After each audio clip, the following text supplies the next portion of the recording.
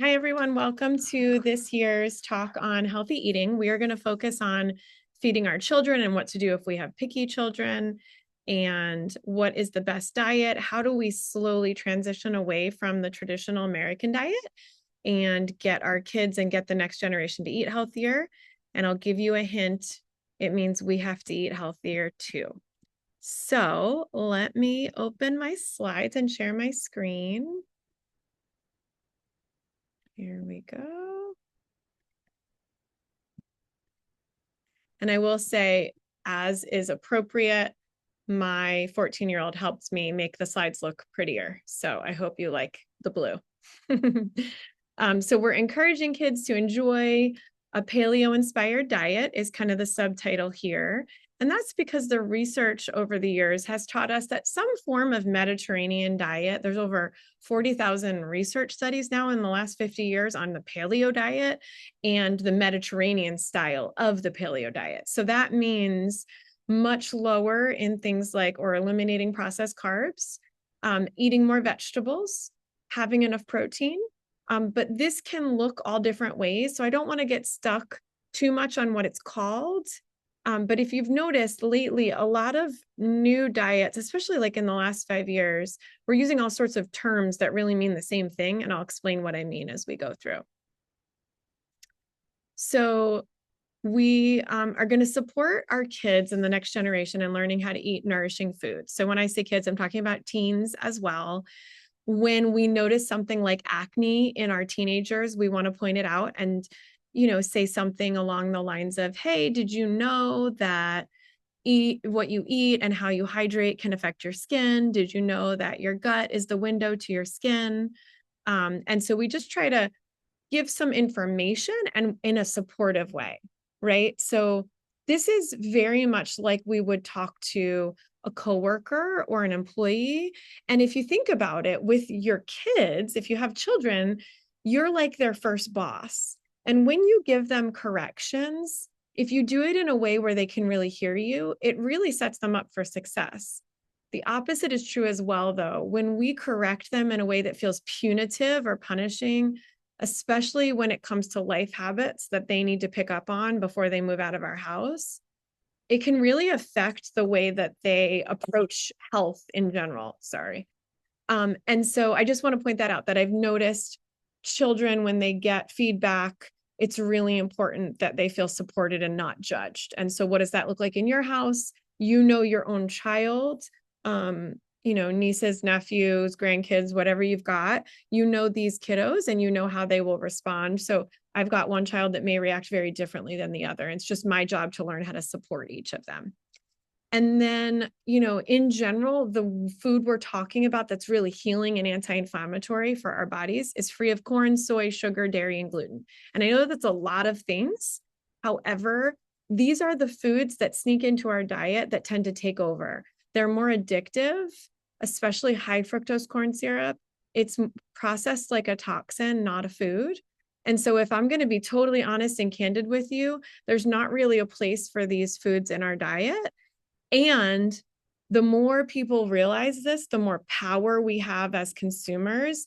And when we are swiping our things at the grocery store, that's how we vote, right? Every time you buy something that's organic, that's gluten-free, that's dairy-free, you are voting for more foods like this. So I know it can feel lonely in social situations, but I'm here to tell you it's getting much easier. And the more of us that are aware of the data, aware of the research, and know that this is how we feel better when we eat this way, the more power we have going forward. I have a lot of hope for the future in terms of our food because people are talking about this now, as opposed to, when I was 16, when I started getting into healthy eating and everybody thought I was crazy. Okay. But I also want to point out that there are no good or bad foods. So what I mean by that is I wouldn't typically encourage people to eat 3 bananas in a row because that's a lot of fructose. That's a lot of sugar, right? But last weekend, I got to go on a club field hockey tournament with my 7-a-side team, and I played 3 7-a-side games in a row. And then when my legs started to feel like they were shaking, I ate 3 bananas. So I'm pointing it out because I don't want you guys to label foods as good or bad. Same thing with like cake or sweets or even things that have high fructose corn syrup. We just are trying to focus on how do we feel? And there is a time and a place for everything, and that's okay.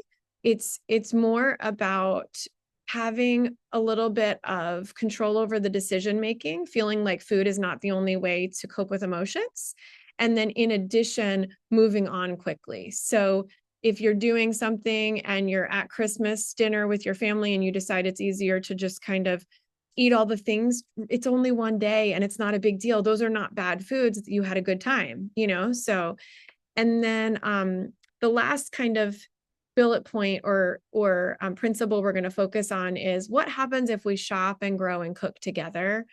Food is so much more than nourishment and calories. It has to do with bonding and love and supporting each other and making sure we're there for each other. So that some of that's been taken away from us with the fast food industry, this multi-billion-dollar industry.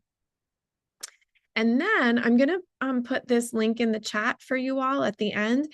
But this was in 2020 and 2021, my kids were little, and we started to do something called family food trivia. So I recorded a couple of them to show you even young children, a 5 and an 8-year-olds, can learn really fun facts about food. And sometimes learning facts about food empowers them to eat better, empowers them to feel better. And that's certainly been the case in my family, where unfortunately, genetically, we have a lot of, autoimmune disease and issues with food allergies because of the leaky gut and the gut issues.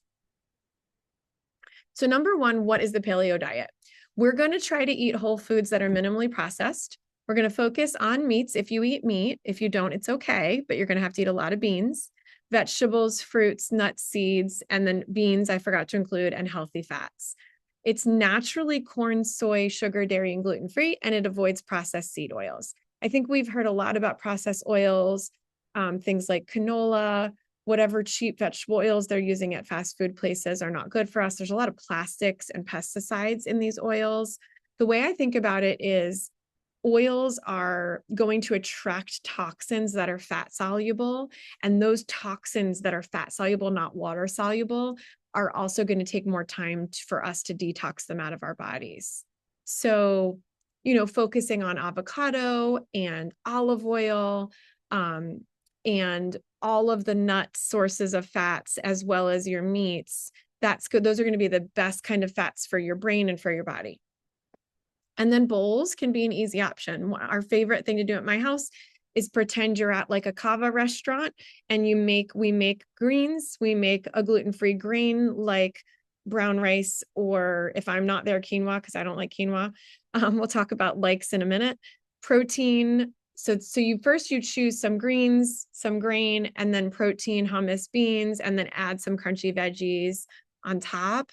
We often have things like pickled radishes in my house, or sauerkraut, pumpkin seeds for a topping. But you're in general, when you're mixing the greens with the gluten-free grains, so something like brown rice mixed with, let's just say, arugula, you're getting more vegetables than a typical bowl where you would fill the whole thing with rice on the bottom. So my suggestion is mix the bottom greens and grains, then add your protein, hummus, beans, add crunchy veggies or something with a little crunch on top. And then if you can make your own salad dressing, just oil and vinegar. Like last night we had a salad and my 12-year-old made it with balsamic vinegar and olive oil, organic olive oil, and it was delicious. I actually said to her, did you put something else in the dressing? Because it's so good. And she said, oh, I used my favorite balsamic vinegar that we have. So it's really fun to try different vinegars to try. But I think having organic olive oil for your vegetables and especially for these bowls is a really great topping. I'm saying that because when you purchase salad dressing in the store, they are typically adding a lot of sugar to it, and you don't really miss it once you get used to making your own. And it's not time consuming to just pour on the olive oil and the vinegar,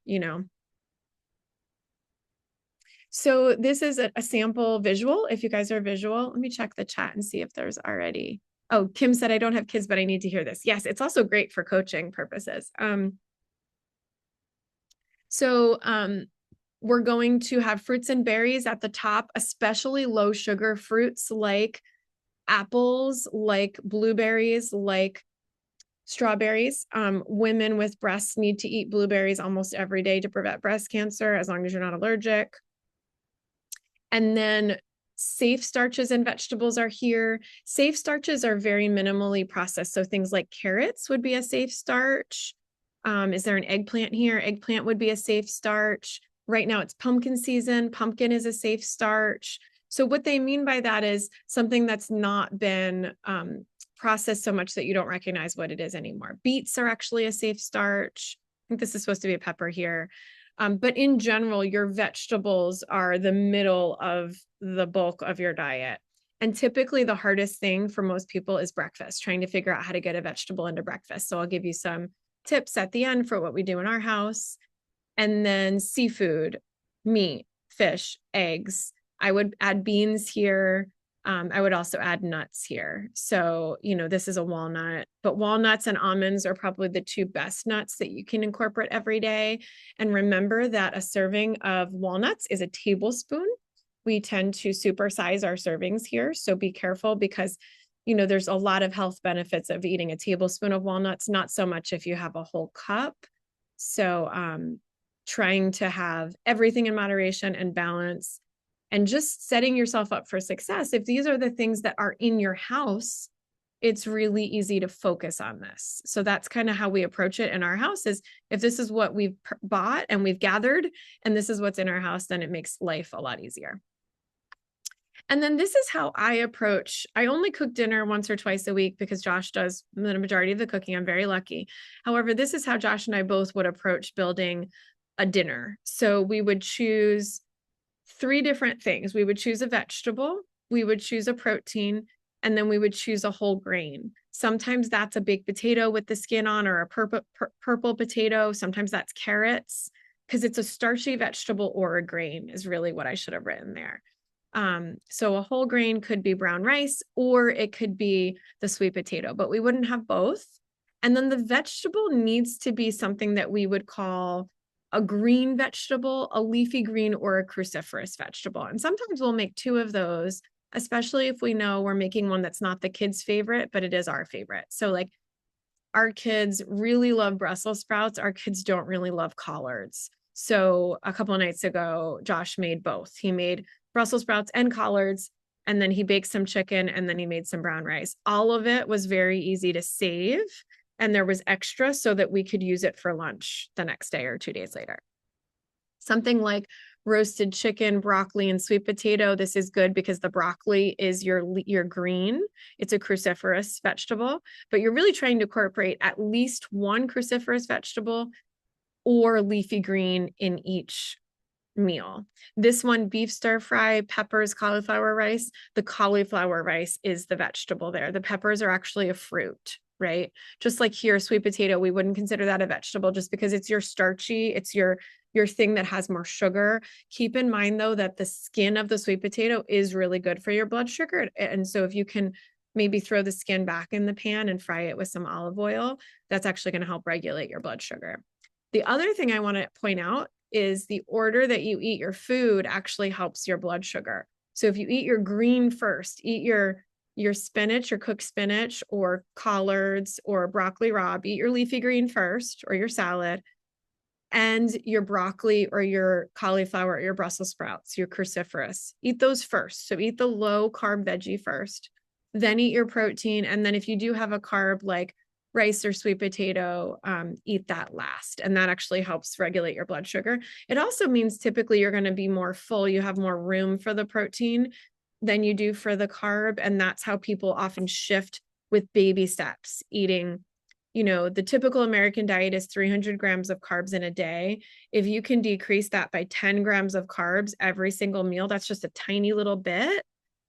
And then a week later, do a little bit more, a week later, do a little bit more. Then you end up shifting to where you're eating more protein and less carbs, which we know from the research is what our hearts want, what our brains want. This is what prevents Alzheimer's. There's a lot of research from Dr. Bredesen on Alzheimer's, but Dr. Daniel Amen's also doing a lot of research on kids and ADHD and their brains. as well as blood sugar. So I will talk about that, Dr. Amen, again in a minute.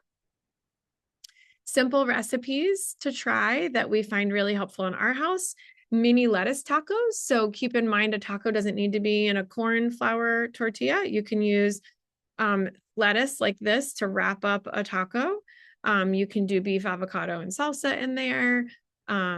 You can do rainbow veggie skewers. Those are fun for kids to make. We will chop up peppers and onion and chicken or beef or lamb or pork even, and make that into skewers. And so they're decorating it themselves, and then we stick it on the grill and we get to talk while the things are on the grill. Egg muffins with spinach and turkey sausage would be a good substitute for breakfast. If you wanted to prep breakfast ahead of time, I can send you recipes for this. This would be like a paleo muffin. So there might be no flour, or there could be almond flour. And then for dessert, don't forget that there are ways to make desserts that are white sugar free, especially with something like banana muffins or a fruit salad with coconut cream. I know that's Lauren's kids' favorite thing to do. And so, sometimes if we start off on the wrong foot and we have children that are not 2 or 3 or 4 years old and they already know other things exist, we need to give them a lot of options. And we need to remember that it's never too late, is what I'm trying to say. It's never too late. So, if you're used to having cookies for dessert and you're always offering dessert, don't just say no dessert anymore. Offer something like fruit salad with coconut cream, because then you're getting vitamins and healthy fats, and your child doesn't feel like they're missing that sweet at the end of the meal. So that's definitely an option. This is one of our favorite resources for desserts in our house. Maya loves this cookbook because it's gluten-free, it's dairy-free. It has a lot of different really fun recipes that are actually a little bit challenging for her, because she's been baking since she was 2 and she's 12. So she needs more challenge right now. But I just wanted to point out that there are some really amazing cookbooks. I typically will try to borrow them from the library first to make sure we like them, because cookbooks can be expensive. And I let my kids like flip through cookbooks and find things that they want to try. This is because I really want them to leave my house with a couple of skills. When they're 18, they need to know how to manage their finances, how to do their laundry, and how to cook. And so for me, this is a priority. I feel like I will have won as a parent if they know those things. And so, Maya really loves this cookbook, so I just want to tell you guys about it. If you wanted to start with more basics, I've seen more like paleo-based dessert cookbooks. I've also seen like no sugar desserts. I've seen a book called Get the Sugar Out. That's great. If you need more resources for desserts, let us know, because we have a lot of ideas. And then this is my favorite cookbook for meals. They do have desserts in here too. This is really focusing on kids, but everything in here is delicious and the pictures are nice. So kids can open it up and say, I'm going to try this today. Or if you have time on the weekend and you're sitting down to have a meal together, you guys can choose something together. What I tell my kids is, I'm going to put a bookmark in here, and, there's 2 of you, you're going to like different things, but like choose your favorite. So Grayson chooses their favorite, Maya chooses their favorite. And then what we do is we make time to get the ingredients. The Brain Warriors Way is a collaboration between Dr. Daniel Amen and his wife, Tana, who is a nurse. She's an RN, but she also, I think, now has a degree in nutrition. I don't think that's in here, but she is really great. I get the sense that she was the power behind this cookbook. He also offers ADHD evaluations. He's a psychiatrist in Northern Virginia who also offers ADHD evaluations. He's on a lot of podcasts. He's doing a lot of brain scans, and he's seen some of our patients here. And it's really helpful because he looks at the whole brain and how your body is, everything's connected, and the holistic view of the person. And so the point of this cookbook is brain health, but honestly, everything in here is paleo. Everything in here is gluten-free. There's a reason everything in here is dairy-free, and that's because the dairy really causes inflammation to the brain. And I'm not talking about just in people that are allergic. I'm talking about in everyone, unfortunately. this is just kind of my opinion about how we can encourage kids to be in the kitchen. I invite kids to come wash, stir, chop, measure, choose colors. Sometimes my kids will want to update me about their day. And what I say is, while you tell me about your day, can you also come help me wash this or chop this? I mean, I know it sounds a little tricky, but for the most part, it works well because now they get what they were wanting, which is time where mom's listening. But then I also get some help. So the whole thing goes a little bit faster. Right. And this is something we've always done. And so I think it's easy to keep it going once you've started it. It might be a little uncomfortable in the beginning. It's also tricky sometimes with kids' schedules. So it's okay if it's not every day, but a couple times a week, can you ask for help? Um, my kids were used to doing this when they were 2 or 3. I would literally just sit them on the counter. I didn't have one of those fancy stools that most kids, like my sister's kids, have. And it would work really well because they would just get like something that was safe for them to play with. Or Maya learned how to use a knife really young, which, scares the grandparents. But children really thrive on new skills. And when you give them the confidence to do things, you can see it changes their whole demeanor, right? And so for me, the goal was the kids, want to be involved. If they get the sense, like when I was growing up, we weren't allowed in the kitchen.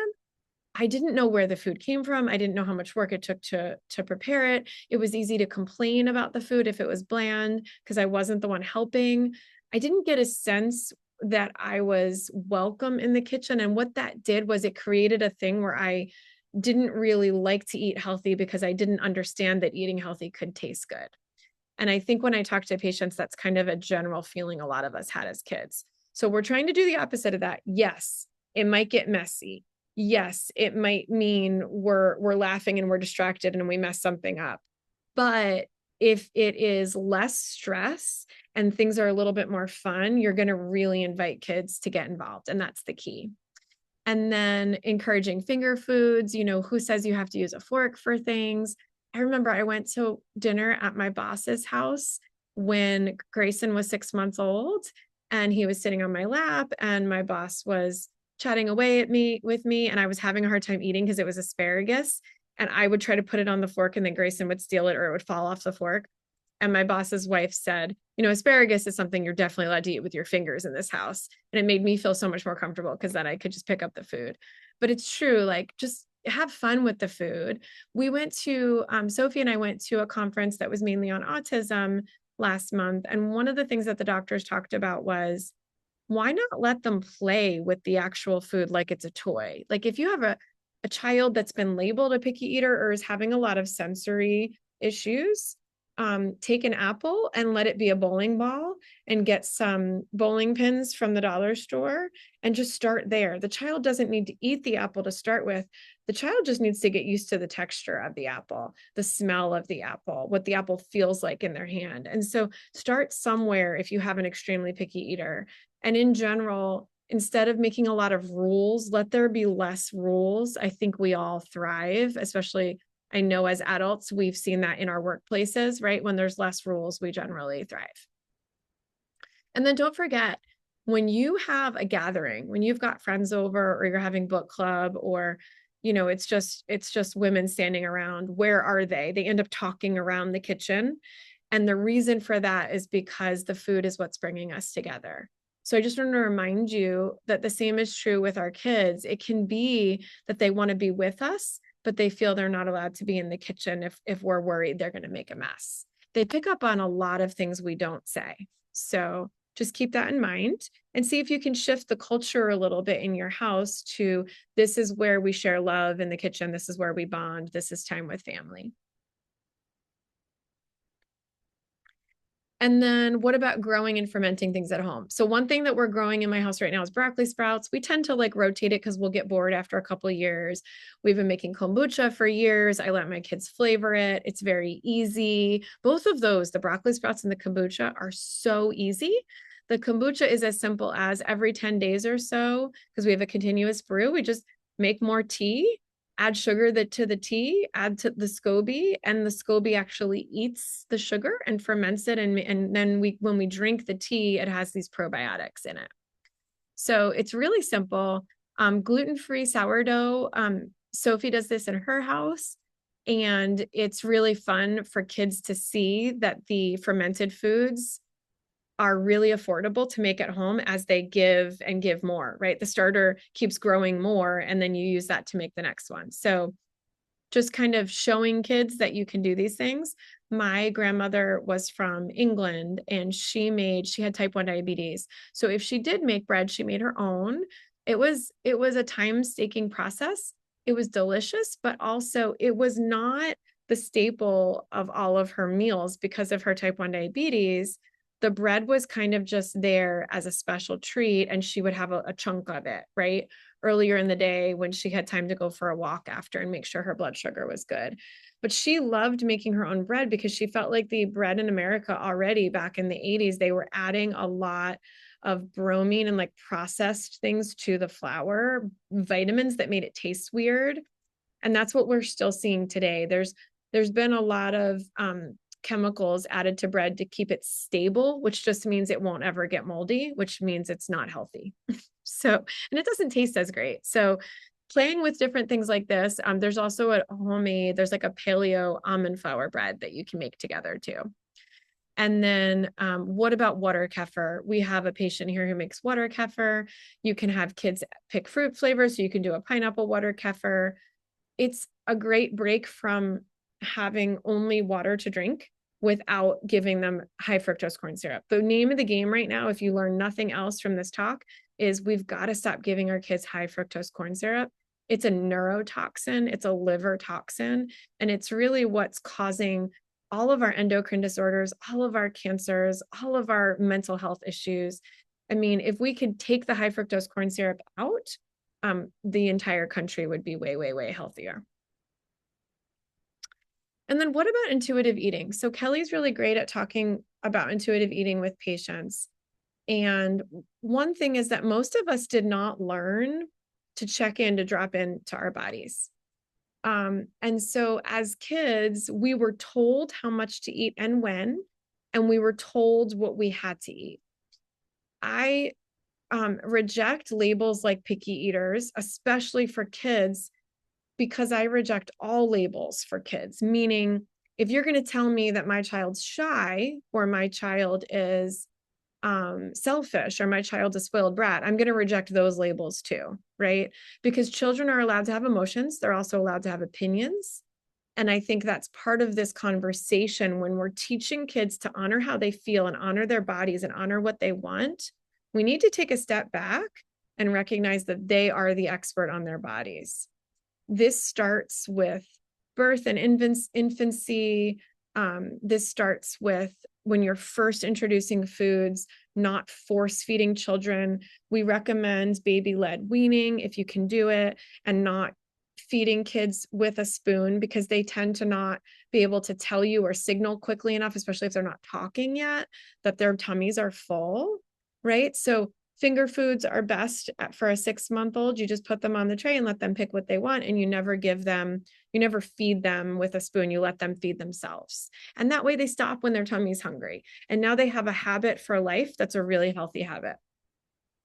Personally, I grew up in a house where we were food scarce, like I know many of you. And so the rule was you had to finish your plate. We had to finish every bite of food on our plate. It didn't matter if I liked it or not. And later I realized that because of that, number one, I didn't know what foods I liked and didn't like. And also when I was at a restaurant and they gave me like 3 times the portion, I couldn't stop eating. I ended up eating the whole plate regardless. And that gave me bad stomach aches and, obviously affected my blood sugar. So I'm just pointing out that if we avoid labels in general, our kids will be mentally healthier. Give your child a chance to change and give your child a chance to thrive. And that means at age 2, if you're noticing that they have limited foods they like, that's okay. We don't have to label them as a picky eater because you don't know what they're going to be like at age 4.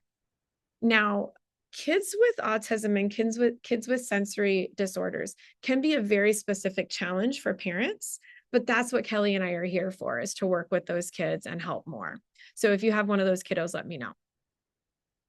And then we encourage, in my house, I explain to the kiddos that, they're older now, but when they were little, you need to try something 10 to 20 times before your taste buds really get used to it. And so we would say, please try one bite. If I made mashed potatoes and they'd never seen it before, please try one bite. And if they try one bite and they're like, oh, that's different, I don't really want it, I would say, okay. And they would say, I don't like that. And I would say, you don't want that today. And I would just very quickly correct the wording to say, I don't want that today. And so what that does is it's the power of yet, and it allows you to decide the next day if you want to try a food that you didn't like yesterday, right? As adults, we all want this freedom. We want permission to be able to change and grow and become different people. Let's give our kids the same chance.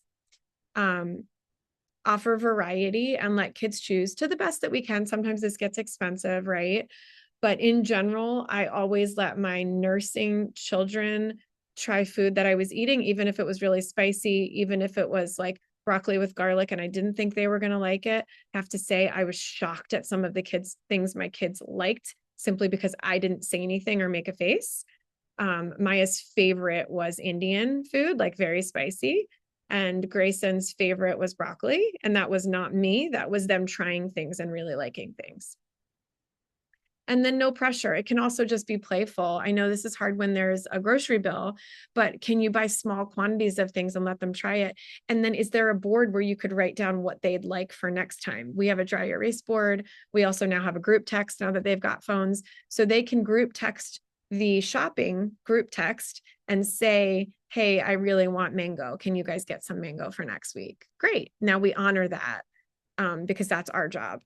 And then asking questions like, how does your tummy feel? How does your brain feel? My kids are old enough, they'll go to sleepovers, they'll go to birthday parties, they'll eat things they wouldn't normally have at home.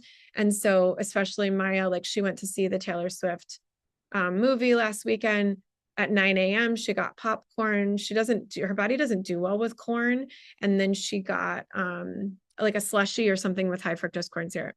So then the next day when she had a sore throat and she was feeling sick, I said, oh, that's interesting. How does your brain feel today? And she said, really foggy. She said, I shouldn't have done that.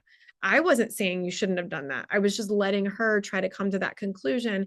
If she could figure that out at age 12, think about the tools she would leave my house with if she decides to leave when she's 18 and now people are offering her alcohol, right? So I'm just trying to give her the opportunity to grow some of these tools in a safe space. How does your brain feel? There's no judgment that you got the popcorn.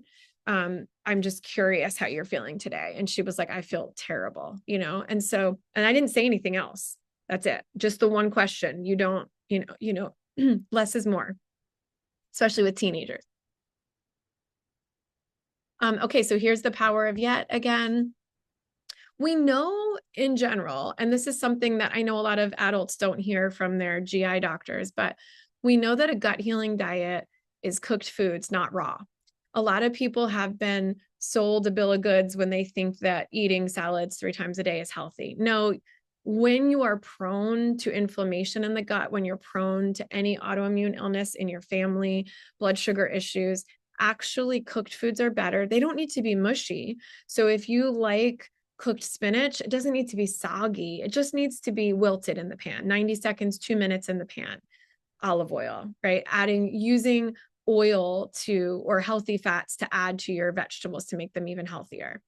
And then we know that a gut healing diet is anti-inflammatory. We know that we're choosing healing foods for ourselves, and then our kids see that.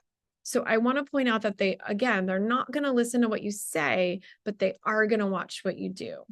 And then notice if you yourself treat emotions with food. I come from a family of lots of addiction issues. 4 out of my mom's 6 siblings have been to rehab. One of them has died from drug use.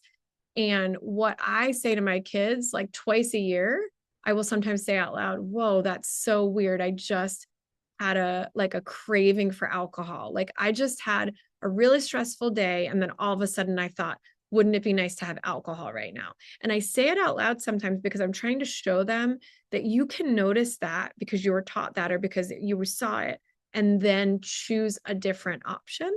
So instead of reacting, I'm doing a little bit more of noticing and responding. And then I'll say, hey, want to go walk the dog with me? Or do you want to go jump on the trampoline? Or do you want to? So I'm trying to show them that there's things that I can do for myself when, even though it was ingrained in me, you just go have alcohol when you're stressed, I can choose something different, right? Same thing with cookies or cake.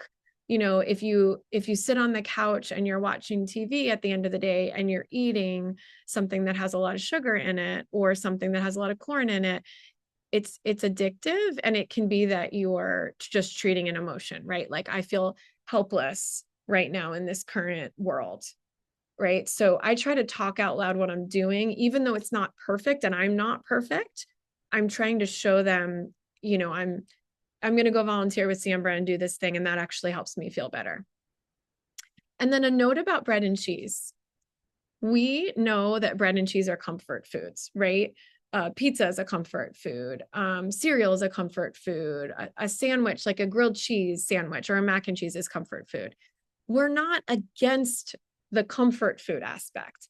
The problem is they've taken our gluten and they've genetically modified it, and then they've sprayed it with a bunch of different pesticides. They genetically modified it so the pesticide wouldn't kill the gluten or wouldn't kill the plant. And then they serve it to us as if it's food, but it's been changed so much, right? So you can make your own almond flour bread or gluten-free sourdough, and you can find like a local, like we have a farmer boxcar farm in Durham, and you can find like a local goat cheese. They make a farmers, they make a mozzarella, they make some soft ones too, but you can have some substitutes that feel like comfort without completely feeling terrible later because of the pesticides and the junk in the food. And I do want to point out that this is not always obvious to people in the beginning, especially if they're new to taking out gluten and dairy. They don't notice it right away. And so it's really interesting to hold people's hand as they go through it, because usually it's like week 4 to week 6 when people are like, oh my gosh, my head feels better. I'm getting less headaches. My joints feel better. And then I also want to point out that changes can be gradual. You can model for your child, I'm doing the best I can, and the best I can needs to be good enough for today, right? You can model that with everything that you do, especially with what you're choosing for food. I can go out with my book club friends and eat a bunch of French fries and come home and have like a paleo based meal and have my veggies and my meat and not feel guilty. I can say to my kids, I had a lot of fun with my friends. What a great day, So, because again, we're not labeling the food as good and bad. We're just trying to help you as the parent and the kid notice, how do I feel? And for 99.9% of people, we just can't tolerate the really processed foods that are being sold to us as food. And then whole family all at once just means sharing what you're going through. I think the bravest, strongest thing we can do as adults is admit that even adults don't have it all figured out. And that means, I've got a therapist. That means sometimes when family visits, I revert back to old habits. That means sometimes I need a reminder or I need a check-in. It also means I need to go to my kids sometimes and ask for feedback. So there's times when, and don't get me wrong, I'm not saying I don't have command or I'm not getting respect. But what I do is I will occasionally go to them and say, are you enjoying what you're eating for lunch at school? Can I help make a better list? Can I organize it better? I'm not making their lunches now. They're making their lunches, but I want to know if they have access to the food that they want. And I would like feedback. How am I doing as your mom? Am I doing a good job supporting you? Right. So whole family, kind of like leaving your ego on the side and just being like, we're a team. Just think of the community that we would have if we could do this in every house in our country. To me, I think this is how we change the world. And then offer a variety. We already talked about this.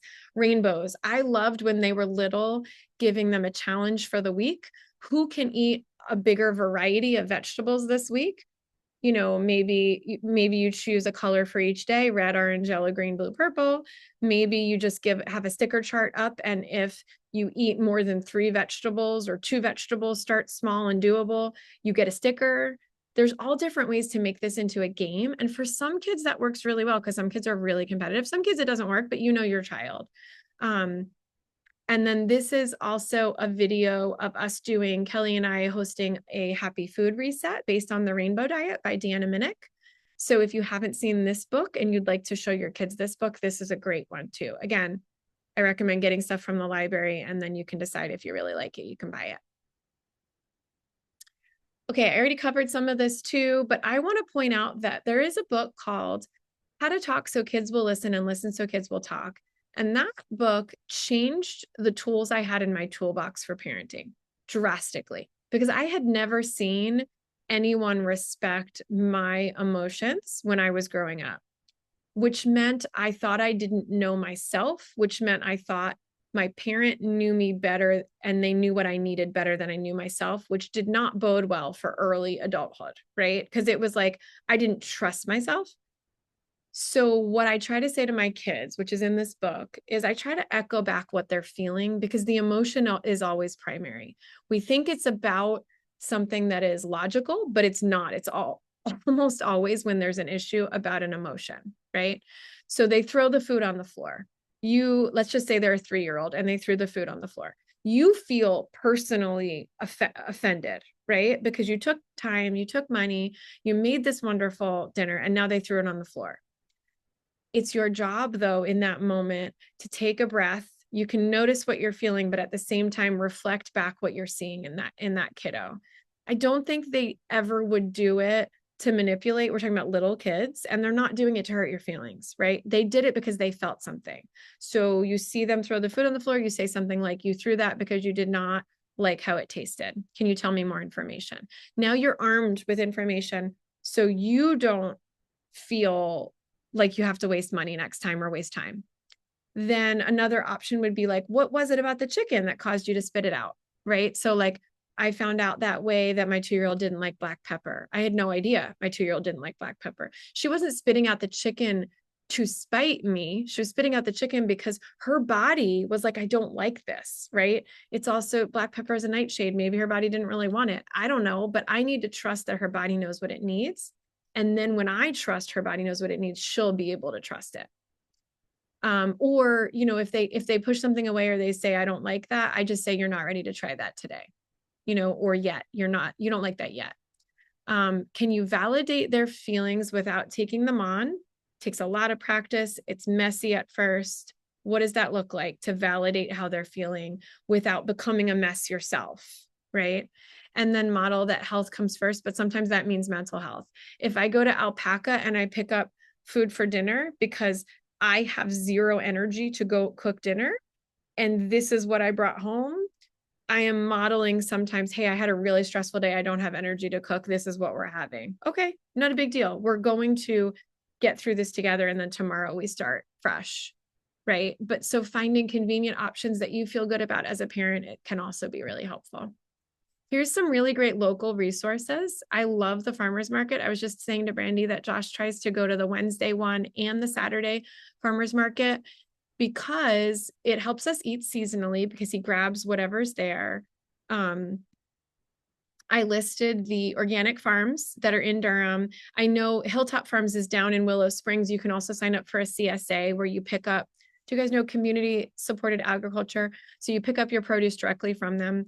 Local vegetables travel a much shorter distance, so they're picked at a much riper point in their life cycle. So if you get lettuce that was just picked this morning or just picked yesterday by your local farm, and it wasn't refrigerated and you're eating it, it's going to have more vitamins. It's going to make you feel better. This is nourishing food. So I'm just pointing out that a lot of times when you get to Harris Teeter and you look at the produce and it looks kind of polished and perfect, I want you to think about how long ago it was picked.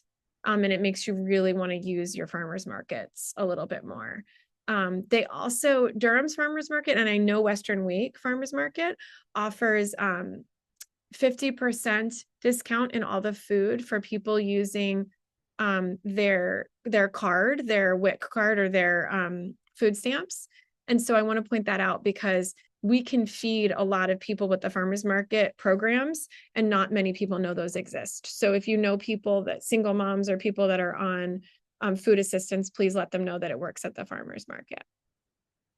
And if you're in Raleigh, there's other options, but keep looking and ask us for resources, because at the clinic, we're constantly building resources and spreadsheets of resources for people to find local food.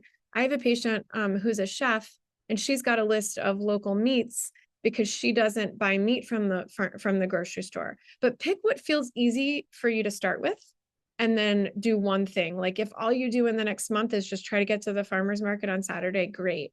Bring the kids and have them pick things. When we walk into the farmer's market, if we go together, I say to my kids, each of you please pick 2 vegetables that you are willing to eat in the next week. Easy. And they're used to it. So they know that this is going to be no drama. We're going to get it done. I also want to point out that every single child I've had in the clinic that's been labeled a picky eater had a tongue tie or a lip tie, or had some sensory issues, or was having a really hard time chewing and swallowing. I remember a specific case years ago, and the patient had really terrible asthma.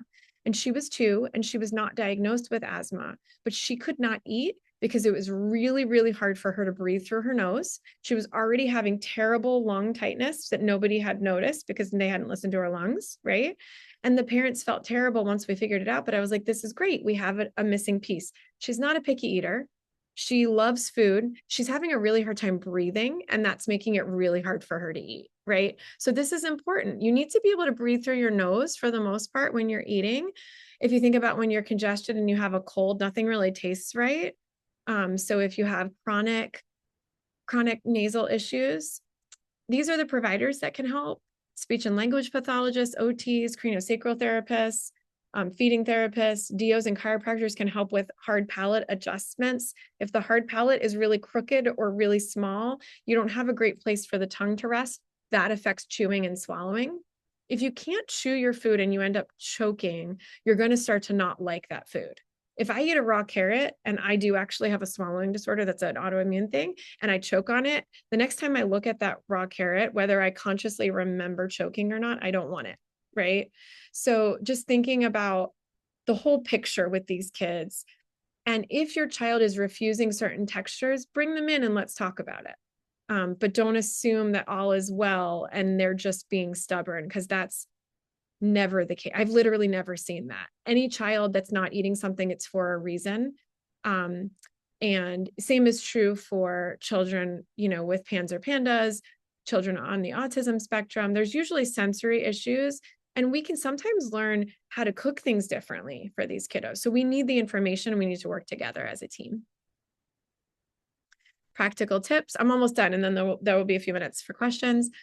Can you shop the outside of the supermarket? If you do go to the supermarket and not the farmer's market, stick to the outside. I don't know if you guys have ever heard this, but you walk in, go down the produce aisle, go to the back to where there's dairy, non-dairy substitutes, meat, go up the other side where there's eggs, and then come back to the checkout. So you never actually go through those aisles. You can also join somewhere online, like Thrive Market online, and that's where you order if you need anything processed, if you need crackers, if you need cookies, if you need rice, you would order that online. So that way you're never actually walking through those middle aisles, because man, that's where they get you, right? Is the middle aisles. Maybe with the exception of like wild canned tuna or beans with no salt added, like that's different, but be careful, because the middle aisles is really where they get you. And they are marketing to children. So they're putting the colorful, full of corn cereals on the bottom rows, and they are marketing to your kiddos. Eat snacks that don't come in plastic packaging. Number one, they taste better. I don't know if you guys this has ever happened to you, but have you ever had a snack that was in plastic packaging, it stayed in the car or it got warm, and then when you ate it, you could actually taste the plastic? It's gross, right? And look up videos with your kids. My kids have watched videos of the pesticides and herbicides and the genetically modified corn, what we're doing to corn. And they watch the video, and at the end, they're like, I don't even want to eat that. It makes it not appetizing anymore. This is also a really great documentary that a friend of mine produced, Desde la Raíz, and From the Root. And it's talking about how there are specific crops in Mexico, corn, chili, mezcal, and coffee. And we're actually exploiting the indigenous people when we go and we take all their crops and we destroy their land with this mass factory farming thing. And so, but it's a beautiful documentary just showing like, hey, the food is the culture for a lot of cultures. let's focus on the foods that we are supposed to eat. And then let's also pay more for the things that are really special to us. So, like the heirloom tomato, right? But I think, to be honest, I think when you're eating more nutrient dense, fulfilling foods, you end up buying less anyway. Because, for example, a bag of corn chips is not going to fill any child up, right? A child's going to eat a whole bag of corn chips and still be hungry.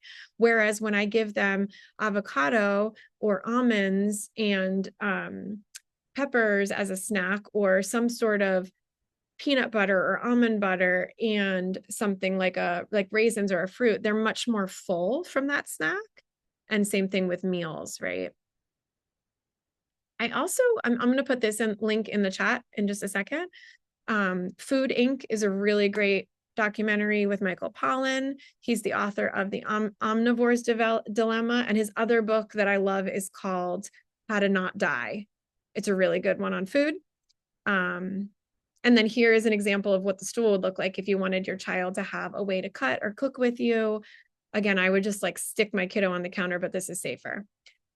Focus on exploration, keep it fun. We're not trying to be perfect. None of us, we're trying to actually leave that behind.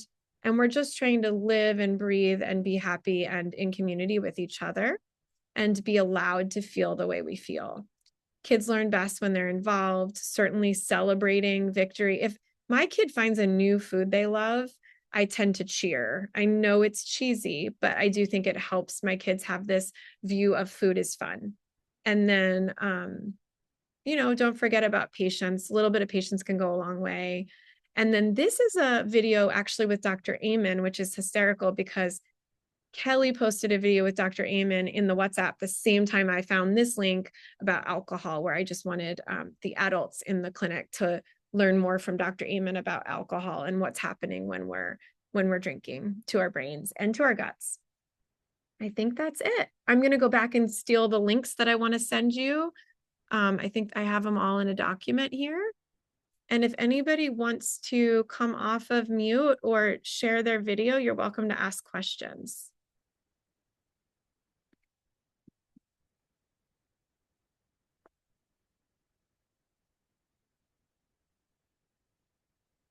Pyle, your comment, my family loves all the items on the bottom row. Oh, yeah, we all love the items we're not supposed to have. Like we all love the sugar, the white sugar, or I shouldn't say all.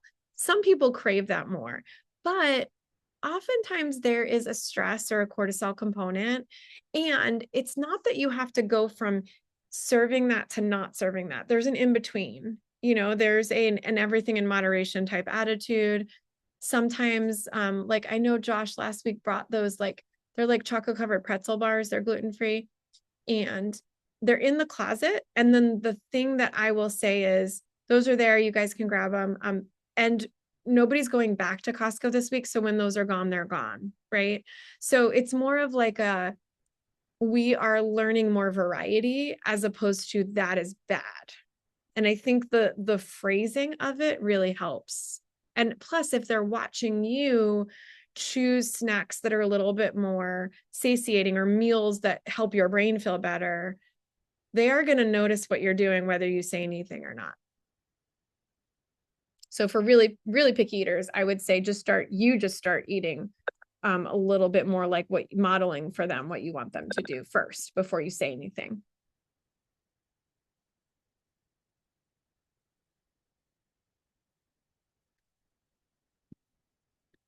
Super helpful. I think I was able to definitely get some more language, Kate, on the struggle between like always, I will try to say, make the choices that feel right without me being in the room. But it's so easy to like jump in and be like, that's not a choice. So this was really helpful to hear the vocabulary and ask them the questions. Yeah, and if you and your co-parent are on the same page, the stuff in the house all has to be fair game, to be totally honest. Because it's fair game for you. If you decide I really want to eat that, it's fair game for you. So we can't be like judgmental of our kids, but then we're allowed to eat it. Mhm. you know? And it's not, it's more about like having patience and love for each other than it is about judging anyway. That's why when I wasn't there when she went to the movie, I didn't say, "Oh my God, I can't believe you spent $9 on popcorn." I just was like, "Oh, how do you feel today?" And she was like, "Mom, I don't even know if I can go to school tomorrow. That's how bad I feel." And I was like, "Oh, interesting." And I walked away. Like Plant the seed. I can't follow her around when she's 19 and remind her what to eat. So at some point between age 12 and 19, she's going to have to take over making those choices, is the way I look at it. No, absolutely. And I love the idea of the videos to watch together about the food because then they're more educated. My co-parent needs to sit down and watch those videos too, because then that just gets us all on the same page. And that way I'm not saying this, we're all learning together. And the high fructose corn syrup, I knew about it, but it was a really good reminder because it's sneaky and it's in everything. And that's why I like the Michael Pollan Food Inc. documentary. He talks about how there's 47,000 products in a typical Harris Teeter grocery, like that size grocery store, and 90% of them have high fructose corn syrup. That is wow. So, and then when you follow the money and you see that in the past the government was not only subsidizing the corn farmers, but also Monsanto, who was making the pesticide, they were lobbying the government to spend a ton of money on their product, and they won because their attorneys were great. Now you have more explanation for why. Why would the government that we maybe used to trust poison us? Well, there's a lot of money involved here, right? And so to me, it's just like, okay, we're making a smarter consumer who's going to say, did the person who make this food have my health in mind, or were they just trying to make money off of me? Hmm. Hmm. And I mean, at the end of the day, it's still the child's choice or the teenager's choice, and that's totally fine. As long as we've given them some information and some power, we've empowered them to learn more, you know. Yeah, yeah, and that's the trick. And yeah, so good, so good. Thank It's complicated, right? It's not like snap your fingers and everything's fixed. you. Because even I go to book club parties, and actually my book club, I want to say I think I've influenced everybody in my book club. I'm not surprised. Because when I look at the table of food now compared to 3 years ago when I joined my book club, it's so much better. In fact, I showed up 2 weeks ago for book club, and somebody had just made like a pot of chili, and that's what we were eating instead of it being like chips and cookies and a bunch of junk. And it was like the person came over me to say, I made something knowing you could eat it, Kate. I hope you try it. Like I hope you enjoy it. And I was like, oh, and I never even told anybody what foods I wasn't eating. It was just like over time, these people that are my friends started to notice, and they started to learn more about food. And now there's options that are gluten and dairy free at the book club. So That's so great. you can do it, even if it feels really overwhelming. And there were also plenty of times in the first year when I'm trying to make new friends and I go to the book club and I eat things I wouldn't normally eat, and I say thank you and I smile and I leave, and maybe I don't feel great the next day, but that's okay. It's the balance of yeah, yeah.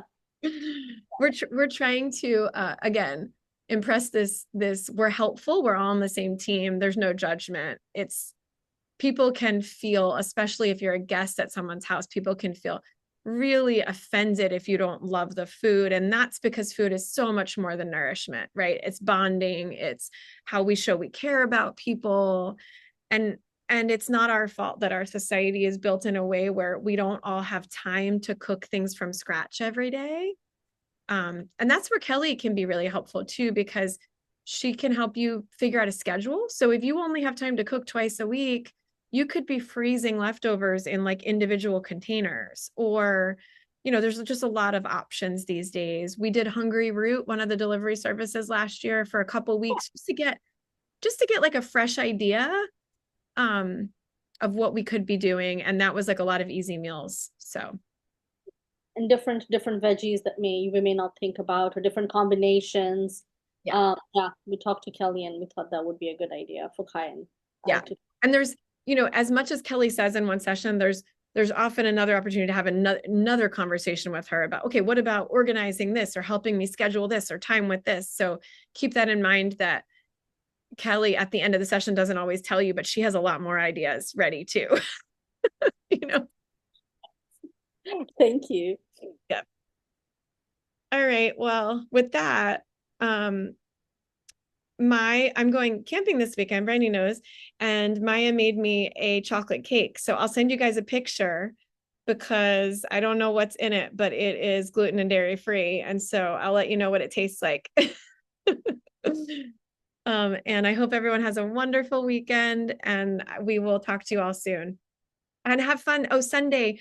I think, yes, Carla's teaching yoga on Sunday. So if you join yoga on Sunday, have fun, enjoy it, and let me know if you have any feedback about yoga or any of the classes. Thanks, Kim. Bye.